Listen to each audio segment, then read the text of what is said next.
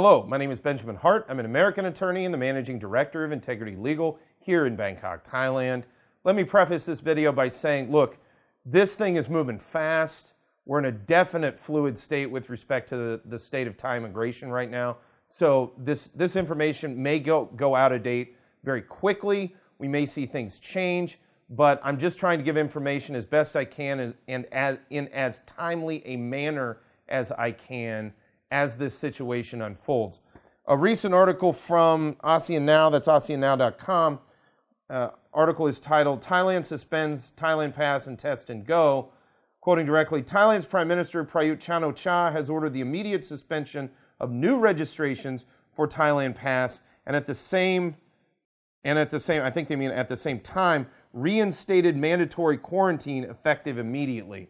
So the question posed by this video is, can we presume then that with the destruction of the Thailand Pass or the suspension of the Thailand Pass, are we going to see certificates of entry once again be necessary to enter Thailand? I think there's some insight, and again, we're kind of in the air on this. It does look to me like, de facto COEs are back because it really is the only option if you're not using the Thailand Pass system. And by the way, they never went away.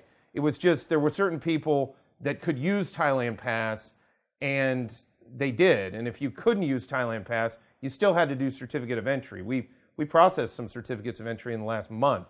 It's still being utilized as a system. But some insight to be found in a further quote here, quoting directly, after December 21, there will be no new registrations for Test and Go, only quarantine or Phuket Sandbox, said Deputy Government Spokeswoman Rachada Dahanadirek. And so I think that provides the insight there. You're either back in quarantine, which utilized a certificate of entry procedure, or the Phuket Sandbox, again, which utilizes a certificate of entry procedure. For those who are unaware, certificates of entry were promulgated pursuant to the emergency decree in March 2020. We have been dealing with them ever since. It's an additional document in addition to your visa that has to do with approved flight itineraries, as well as a specific date for entering Thailand.